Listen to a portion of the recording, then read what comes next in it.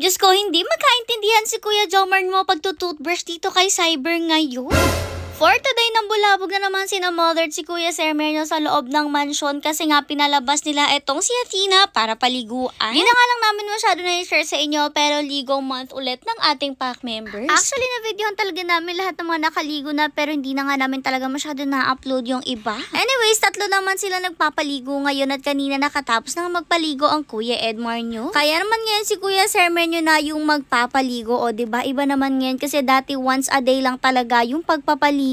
Kada araw nga isang pack members lang natin yung napapaliguan kasi isa lang talaga yung nagpapaligo at after magpaligo ng isa, Diyos ko, pagod na talaga ng sobra. Kasi ganito nga guys, yung ginagawa tuwing paliliguan sila. For today, noon na nga toothbrushan ni Kuya Sermenyo itong si Athena tapos saka nga siya nag-proceed sa pagpapaligo. Syempre, binasabasa muna siya at make sure na mabasa talaga lahat ng parts ng katawan niya para ma-make sure na masabunan rin siya ng ayos. Yes guys, sabon muna yung una nating ginagamit sa ating pack members. Bale, any bar soap naman yung ginagamit natin talaga sa kanila. This is just to make sure na super clean sila and kasi guys, may mga magagandang advantages rin ang paggamit ng bar soap. After nga gamitan ng bar soap, yung buong katawan nila ay ayan, banlaw-banlaw session naman na. Hindi rin nga tayo nagbubuhos sa faces nila kasi ayaw nila yan at naiinis sila. Kaya naman towel na lang yung ginagamit natin panlinis ng mga faces ng ating pack members. After no, nag-dilute naman si Kuya Sermenyo ng shampoo dito sa water. Yes guys, hindi kami gumagamit ng shampoo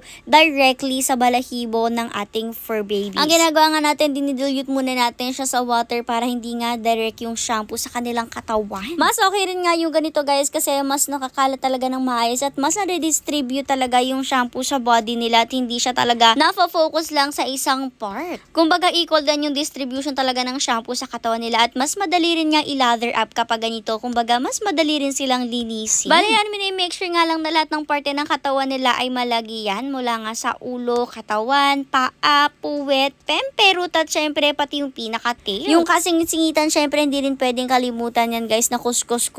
In fairness naman sa Athena natin, mabait siya ngayon habang pinapaligan, mukhang na-enjoy rin nga niya yung pang-massage session habang nila-lather up siya. For the massage nga yan for 3 to 5 minutes para mas ma-absorb din talaga yung shampoo at syempre mas malinis rin yung katawan nila or yung mga fur nila. After nun, syempre banlaw-banlaw na ulit at ito nga yung banlaw na kailangan talaga ma-make sure na tanggal lahat na ng shampoo at sabon sa katawan nila. Kaya nun for the buhos-buhos talaga sa part na to, in fairness, hindi nahirapan si Kuya Sermenyo kasi behave ang Athena natin for today. Para nga sa face nila, pupunas-punasan na lang ulit yan ng towel guys since ayaw nga nila din na pabuhusan yan, which is okay lang rin naman para sa atin. Kakaloka nga itong si Athena, hindi pa tapos siyang buhusan, nagpagpag na siya, agad siya ng nagpagpag at ayan for the buhos naman ulit after niya magpagpag o diba lugi lang yung pagpag niya. O nung okay na nga yung banlaw sa kanya, diretso na nga sila sa pagbo-blower and this time, dalawa talaga yung nagbo-blower para mas mabilis ring matuyo. Napansin din nga ni Mother na nagpupunas-punas si Athena sa gilid-gilid sis ganyan kasi yung batang yan. Kaya naman dinalhan siya ni Mother ng towel at dyan na nga siya nagpunas ng sarili. Gustong-gusto kasi ni Athena yung pinupunasan yung face niya sis ganun nga yung ginagawa namin sa mukha nila. Ang blower kasi guys, hindi rin talaga pinaabot sa face nila at towel lang talaga yung ginagamit natin pantuyo sa mga faces nila. Kaya naman si Athena nasanay ng ganyan at ayan siya na mismo yung nagpupunas ng face niya dyan sa towel. Ang cute, diba? Anyways, kahit nga payatot ang Athena natin, Diyos ko, grabe, sandamukal ang kanyang balahibo kaya medyo natagalan rin talaga sila pagbo-blower dyan sa batang yan. Pero nung makatapos naman, tingnan nyo ang ganda-ganda ng balahibo niya, pinong-pino at pantay-pantay. Papapasukin na nga sana siya dyan pero naisipan nga nila na punasan muna yung mga paa nila kasi nga hindi rin yan gaanong natutuyo masyado. Pero sa punas naman na towel, natutuyo na rin yan. Tapos ayan, after punasan, diretso na rin naman siyang pasok sa loob. Next naman magpapaligo ay si Kuya Jomar nyo at ang paliliguan niya nga ngayon ay si Cyber. Alam niyo ba si Kuya Jomar nyo talaga yung pinakamalapit dito kay Cyber at ayan talagang inutu-uto niya yung Cyber natin since alam niyo hindi talaga natin mapapalabas kapag nasa ilalim siya. Noong una nga kinamut-kamutan muna ni Kuya Jomar nyo si Cyber hanggang sa maya-maya hinila na niya palabas at ayan dumiretso na rin naman siya pagbaba. Alam kasi ni Cyber kapag liguan session na at talagang hindi siya papayag na paliguan siya kaya minsan talaga nagkakangat-ngatan pa bago siya mapaliguan at makuha.